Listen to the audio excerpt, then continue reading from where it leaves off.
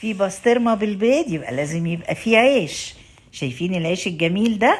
تعالوا نوريكم نخبزه ازاي، وكمان نشوفوا بنعمله البسطرمة السريعة اللي هي باللحمة المفرومة ازاي.